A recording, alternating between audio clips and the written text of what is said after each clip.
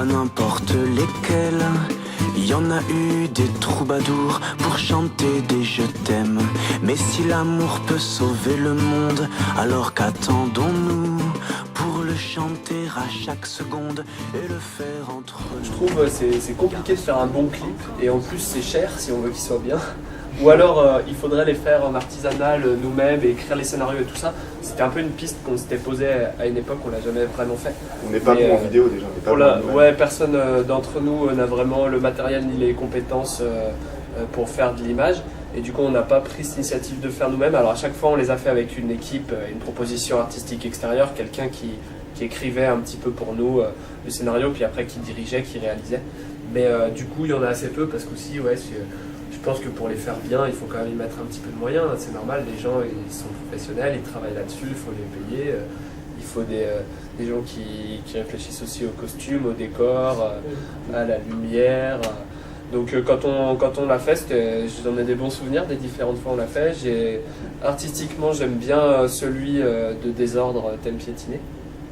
Et j'aime bien aussi Dan, là, je l'aime assez, le nouveau clip. Et puis voilà, tout cet ensemble aussi fait que voilà, il y a beaucoup plus de, je pense, de vidéos live. C'est parce qu'aussi, qu'on se le dise, on a un groupe live.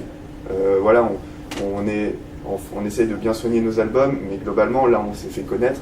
C'est pas à travers nos albums, c'est parce qu'on a tourné de partout. Ça fait 13 ans qu'on essaye. Voilà, on a fait 600 dates. On est à plus de 600 dates maintenant. On tourne de partout, donc c'est normal qu'au bout d'un moment, il y ait quand même beaucoup de vidéos de nous sur YouTube de captation de ça.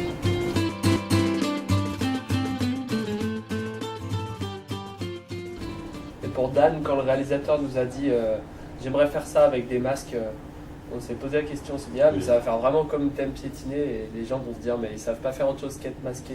Et après il nous a défendu le truc avec l'espèce de sens qu'on peut mettre autour de ce Dan qui se fait un peu rattraper par la société. Et donc on a mis Katy Perry, David Beckham, François Hollande, Sarkozy pour présenter un peu de manière caricaturale soit l'industrie de la culture, soit les politiques et tout ça qui essayent de le rattraper. Même il y a François Hollande qui le chasse au fusil dans les bois. On a essayé de personnaliser, si tu veux, la société à travers les masques.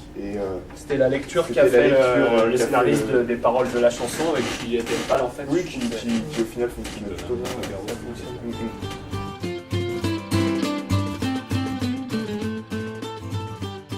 Genre Thème piétiné justement, Victor, le chanteur. Nous on l'aime bien, enfin moi je l'aime bien personnellement et tout ça, mais il y a un univers très marqué, un univers très fort visuellement. Et il trouvait, et ce que au final je suis assez d'accord, c'est au détriment du sens des paroles, de ce qu'on veut dire et qui colle pas forcément, ce qui fait que tu te laisses porter par les images parce que c'est ce que tu regardes quand tu regardes un clip. Et tu t'écoutes pas trop derrière ou alors tu retiens pas, genre tu vois, enfin bon, je sais pas si tu l'as vu ce clip, mais je sais pas si tu saurais me dire à quoi on ressemblait visuellement, mais je pense que tu saurais pas nous dire de quoi ça parle la chanson.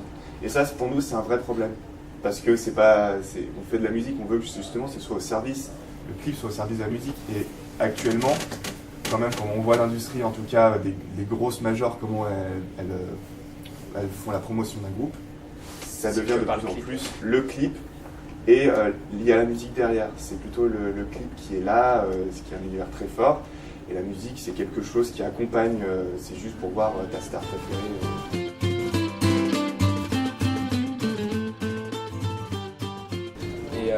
Et que les gens aient tendance à écouter plus la même chose, parce que par exemple tu laisses défiler YouTube, typiquement ils t'envoient sur des suggestions et ils mettent toujours les mêmes morceaux.